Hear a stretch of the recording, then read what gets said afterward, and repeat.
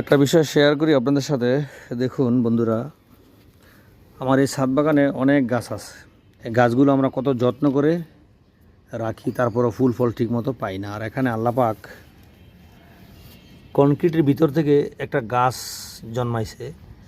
এটা কোনো পরিচর্যা নাই, আমাদের সিকিউরিটি বা আমরা কেউই খেয়াল রাখি না, অথচ কত সুন্দর পাতা, কত সবুজ। দেখুন, দেখছেন কোথা থেকে হয়েছে?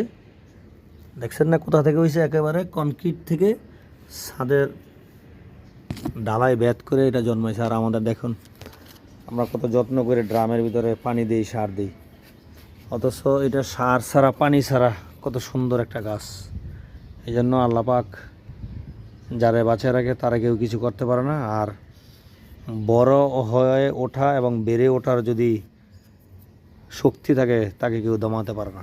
এটাই বাস্তব।